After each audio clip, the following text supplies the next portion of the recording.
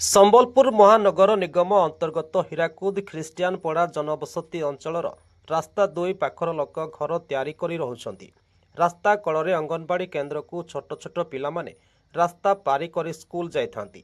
ଏହି ରାସ୍ତା ଦେଇ ହିଣ୍ଡାଲୋକ ଏଫଆରପି କମ୍ପାନୀର ବଡ଼ ବଡ଼ ଆଲୁମିନିୟମ ଟ୍ରକ୍ ରାତି ଓ ଦିନ ଅହରହ ଖ୍ରୀଷ୍ଟିଆନପଡ଼ା ରାସ୍ତା ଦେଇ ଯିବା ଆସିବା କରୁଛି। ଏ ରାସ୍ତାରେ ଭାରୀ ଯାନ ଆଲୁମିନା ଟ୍ରକ୍ ଏଠାକାର ଲୋକଙ୍କ ଘର ପାଚେରୀ ମଧ୍ୟ ଭାଙ୍ଗି ପକାଇଛି ଓ ଲୋକେ ଟ୍ରକ୍ ଦୁର୍ଘଟଣାରେ ପ୍ରାଣ ମଧ୍ୟ ହରାଇଛନ୍ତି। ହେଲେ ଜନସାଧାରଣଙ୍କ ଏ ସମସ୍ତ ସମସ୍ୟାକୁ ନେଇ ହୀରାକୁଦ ବିକାଶ ପରିଷଦ ଖ୍ରୀଷ୍ଟିଆନପଡ଼ା ଲୋକଙ୍କୁ ନେଇ ରାସ୍ତା ରୋକ ମଧ୍ୟ କରିଥିଲେ। କମ୍ପାନୀର କର୍ତ୍ତୃପକ୍ଷ ଓ ପ୍ରଶାସନିକ ଅଧିକାରୀ ମଧ୍ୟ ଉପସ୍ଥିତ ଥିଲେ ଓ କମ୍ପାନୀ ନିଜ ରାସ୍ତା ନିର୍ମାଣ କଲେ ଖ୍ରୀଷ୍ଟିଆନପଡ଼ା ଜନବସତି ରାସ୍ତା ବନ୍ଦ କରିବାକୁ କମ୍ପାନୀର କର୍ତ୍ତୃପକ୍ଷ ପ୍ରତିଶ୍ରୁତି ଦେଇଥିଲେ।